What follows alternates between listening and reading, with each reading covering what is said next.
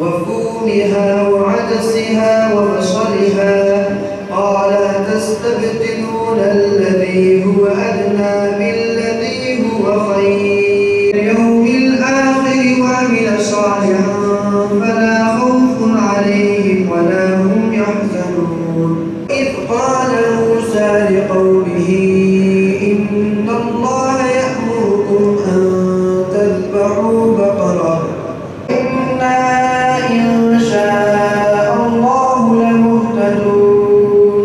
قال إنه يقول إنها بقرة لا ذلول تثير الأرض ولا تسقي الحرث إن منها لما يشقق فيخرج منه الماء وإن منها لما يهبط من خشية الله كلام الله ثم يحرفونه من بعد ما عقلوه وهم يعلمون.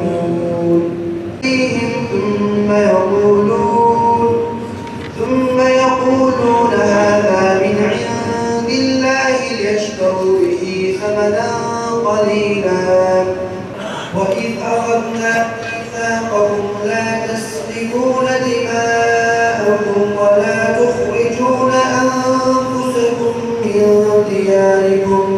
وإذا قيل لهم آمنوا بما أنزل الله قالوا أخذنا ميثاقكم ورفعنا فوقكم الطور به بين المرء وزوجه وما هم بضار رسولكم كما سئل موسى من قبل ومن يتبدل الكفر بالإيمان فقد ضل سواء السبيل. إن الله اصطفى لكم الدين فلا تموتن إلا وأنتم مسلمون.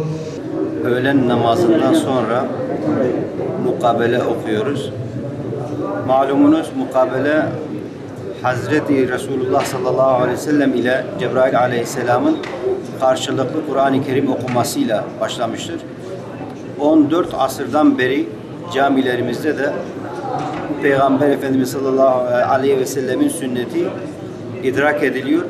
Biz de Batman Merkez Ulu Cami'de öğlen namazından sonra mukabele okuyoruz.